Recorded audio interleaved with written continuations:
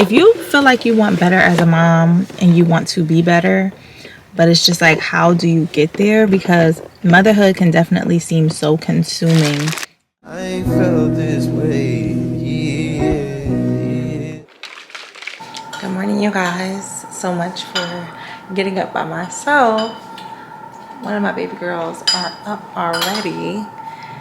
You gotta kind of work with their schedule, it feels like, because you can't predict whether or not they're gonna wake up or not. The baby's still asleep though, so I got a little bit of cleaning done.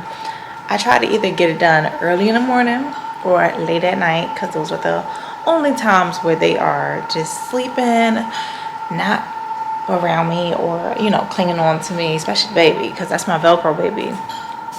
But I want to do these dishes really quick, and then I would love to get into this talk with you guys.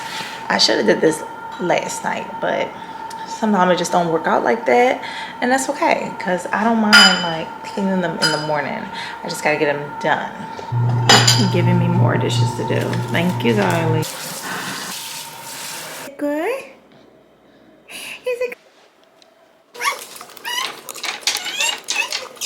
Hey guys, I had to get outside with these kids, so get some fresh air.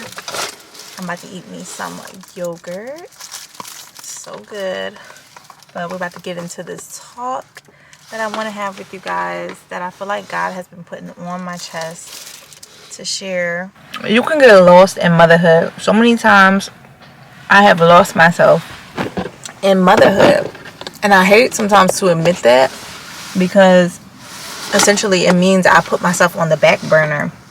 And if you feel like this is you too, I want to encourage you, when your husband takes care of you and the kids, and living in that world can just be such like a fairy tale and so lovely, right?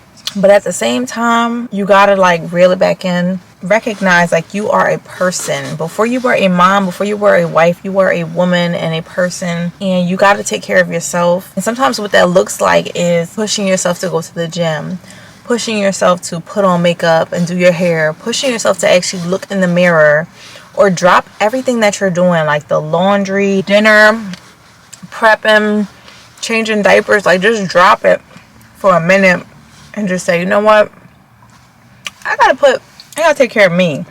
I gotta put me first. And I feel like when you put yourself first, sometimes it can seem like you're being selfish. And I've been really looking into the Bible for more of this, like putting yourself first. And I understand that's not how it works too. So hear me out. Put God first. Put God first. Put yourself second.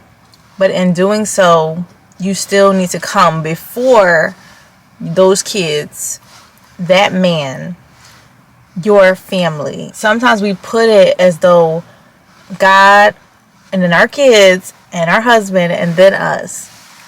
And our priorities can just be so out of whack and not aligned, that we find ourselves just like neglecting ourselves to the max. We are not showing up how we want to be. And in the back of our mind, maybe we think, oh, next year I'll do it, or the following year I'll do it, or when the kids get a little bit older and when they start going to school, I'm going to do it. But it's going to be so hard. It's going to be so hard to do it if you keep on procrastinating and pushing it back. People think that when it comes to fitness, if you neglected your body and going to the gym and working out for 10 years, the 11th year, you're just going to jump into it and get them abs and get toned up like that. But it don't happen like that. It's not, if it happened like that for you, please comment and I can congratulate you. But being realistic, you've, over the 10 years, 5 years, however many years you're going to neglect yourself, there's a buildup of like body fat, of like you've got comfortable with being yourself. You got comfortable with just, not working out. Your endurance when it comes to working out is probably really, really low. What you can handle, how much weight you can go, you know what I mean? So a lot of that needs to be strengthened, and it ain't going to happen on the 11th year just because you decide like, I'm tired of being fat and I'm tired of my kids.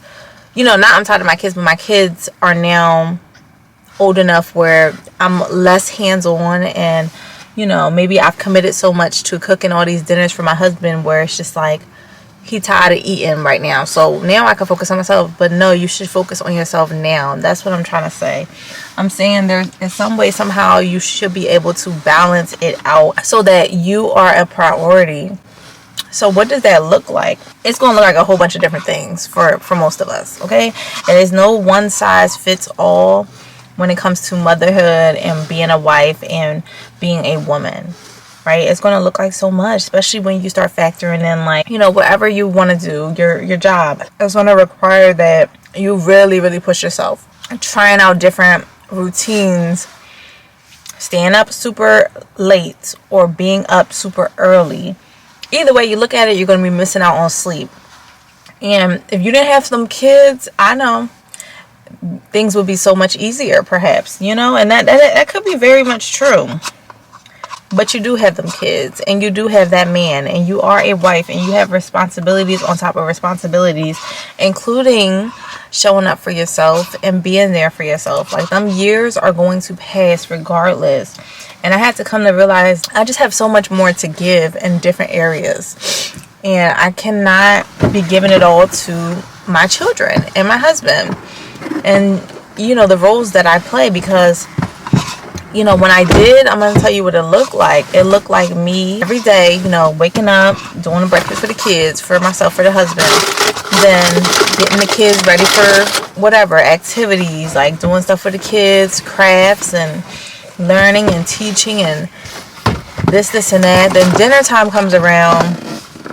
I'm preparing dinner for multiple hours. Husband comes home. Hey honey, get dinner on the table.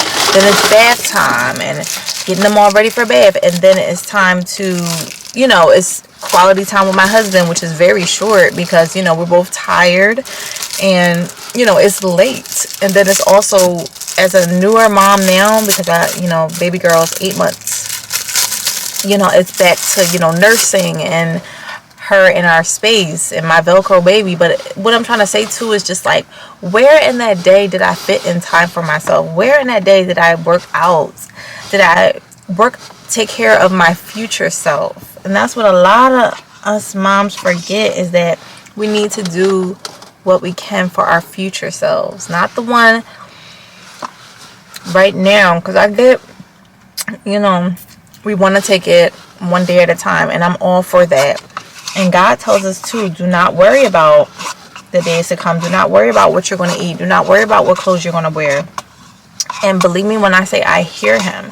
And it's not that I want you to worry, but I do want you to be like, okay, well, what can I do today for me? Because you live in the now too. You need to be present for yourself now. Setting that example too for your kids, so they can see like, oh wow, like my mom is really taking care of herself. Like she really prioritizes like her green juices and taking her vitamins and working out. And when you show up for yourself too, you'll also be like the best. You can be the best mom for your kids and for your husband. Like, can you imagine though, just focusing so much on the kids, by the time your husband gets home, you don't even really want to deal with him because you're just so wound up and you didn't take the time to do your prayer, do your journaling, work out, and release those, like, and you know, all those, what is it, endorphins, like release the stress, right? Tap in and get locked in and be the best version of yourself. And that's not going to happen if you keep on making excuses. It's not going to happen if you keep on putting yourself on the back burner. And a lot of the times, you know, I do understand weighing out the scales as a wife and a mom and a woman is just so tricky, because something about to get neglected. Something is. You know what I'm saying? But why does it always have to be you? That's the question we have to ask ourselves. Why is you the one always getting neglected? Why are you being left on the back burner? If you have a small village, your struggle is going to be tougher. I do have a very small village. I don't always, you know, have somebody who can watch the kids. I don't have very active grandparents for my children. So therefore, I have to go out my way to fit in alone time for myself. Use my husband when I can, you know, use my available family members that are able to help when I can. But it's tricky, but that doesn't mean I still can't look in the mirror and say, let me fix my hair. That doesn't mean I can't be like, okay, you know what, I'm gonna take these kids on a walk, just like we're about to do now. We're about to go for a walk, both kids with me. Like, that's what we're doing. I'm prioritizing myself though, bringing them right along with me. Let's go. Like, I did my Bible study with the kids just around me, and yes, it was loud, and I probably could have did it at a different time, but I knew that my body needed that right then and there.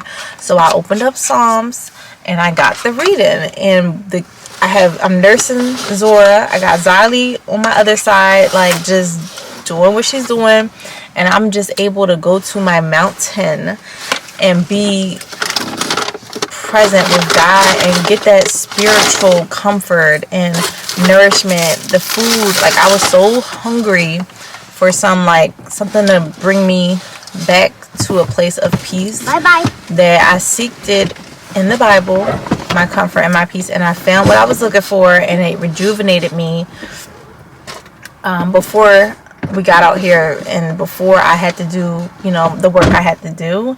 But what I'm getting at too, though, is just making the time when it seems like there's no way. Like, how am I going to work out with these kids? I can't go to the gym. I don't have a vehicle. Okay, so what can you do at home? You know what? Do you have a workout mat? You can get some weights from Five Below. Let me move over here so I can watch her again. You can put on a video on YouTube, Grow with Joe, or any other workout videos on YouTube. The options are very much endless. Do a quick 15-20 minute workout with the kids running around you, crying if they need to, as long as they're good. You know what I mean? Because sometimes kids are going to be kids and they're going to cry. And if you have a Velcro baby like I do, they're going to cry. And you're going to have to manage, and you're going to have to push through. And even in your tears, even in your frustration, in your anger, and your it can be a lot, but it's not impossible. But if you find yourself too hanging around people who tell you that it is impossible, you're definitely going to not get it done. And that moves over into our last discussion, which is going to be about who is around you. You want to make sure that you are surrounding yourself with people who are inspiring, who are encouraging, who are on the same wave of you, of not making excuses, like not putting a but or later in there. Like, I don't care about that. I don't want to hear that. I just want it to get done, and I want it to be possible when it seems impossible, because there's a will, there's a way. Hey, yes. So be mindful of who you are surrounding yourself with. And when you are seeking friendships and you're maybe, meeting people, find out those kind of, like, those answers to the questions of, like, hey, what do you do? Are you working out? Like, it's very easy to find out too if a stay-at-home mom is somebody you want to be friends with, because they are genuine, like they're actually going after their wellness goals and taking care of themselves. Because there's a lot of moms that just be like, I just don't have time, like, the kids. And it's just like, it's not that you don't have the time, mama. It's that you're not making the time. You're not forcing it to happen. Because I be squatting with these kids. Like, I be walking up and down them stairs until the workout gets done. And it's just like a necessity for me, because I feel so much better. My bones feel better. My gut feels better.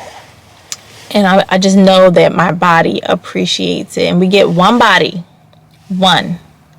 So how are you going to treat it? After it has allowed you to have a baby, it has, taken care of that baby in your womb. Like, how are you going to treat that body? Are you just going to sit on the couch and watch Coco Melon with your baby? Or are you going to actually, like, while the baby watching her shows, do some kind of workout? That's a perfect opportunity. Do some kickbacks, do some